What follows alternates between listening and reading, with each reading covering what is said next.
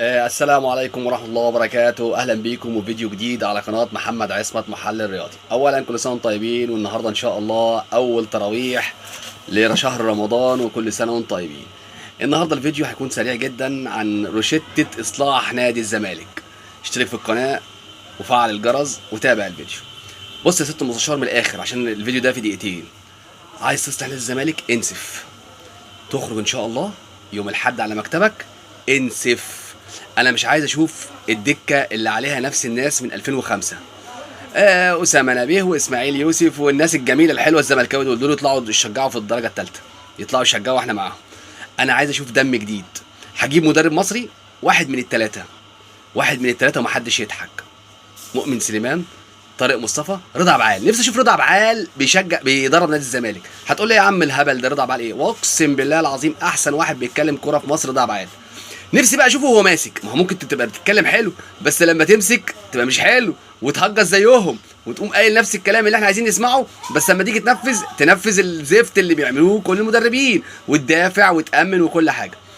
هتفكر تجيب مدرب اجنبي، تجيب واحد من اتنين، يا فايلر يا تكيس جونياس، خلاص. وتحط معاهم رضا عبعال شهر، او تحط معاهم حد من مصر شهر بس 30 يوم. ده محمد عواد الجون، وده محمد صبحي الاحتياطي بتاعه العكس، وده مسلوسي باك يمين، ونفس يشرح له. وده بيلعب 6 وده بيلعب 8 وده بيلعب 10، ويكون مدرب بيلعب 4 2 3 1. ده بالنسبه لنادي الزمالك. في لعيبه كتير في نادي الزمالك لازم تخلص منهم. رؤى، رؤى، ومين ورؤى، استنى عشان افكر. ورؤى، لازم في لعيب اسمه رؤى عندنا لازم نخلص منه. محمد عبد الغني نخلص منه. كتير بقى حاجات كده انت فاهمها. ومع احترامي لشيكابالا، ومع احترامي للكابتن محمد عبد الشافي، والله العظيم مع احترامي ليكم انتوا الجوز، انتوا جزمكم على دماغي، بس دي اخر سنه ليكم. معدل لعيبه نادي الزمالك بعد كده، اكبر لعيب عندنا لازم يبقى عنده 32 سنه، حتى لو هو مين. خلاص بقى 36 و37 والكلام ده خلاص شكرا. والعشميات والعاطفيات والعواطف دي لا، خلاص احنا الزمالك، احنا خلاص بنتهم من طوب الارض. دي حاجه. تاني حاجه، انسف قناه نادي الزمالك.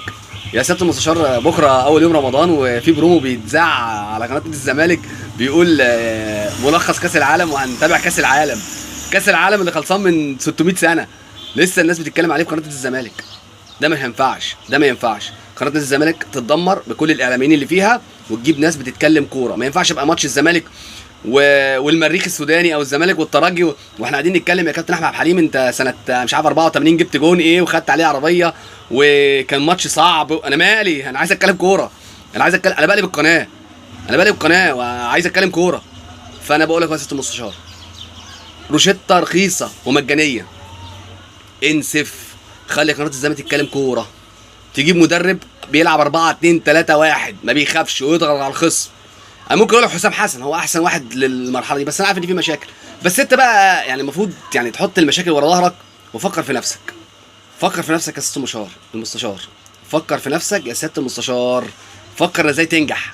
هات ناس تنجحك، والنجاح كله طبعا بيد ربنا وهينسب لك انت. ففكر. واللي انا بقوله لك ده روشته سريعه جدا جدا جدا عشان نلحق نادي الزمالك من الانهيار اللي هو فيه. يعني انت الزمالك بيلعب انبي، وانبي مش خايف. وصلنا لمرحله صعبه قوي في الدوري، ان مفيش فريق خايف منك، وده الصعب.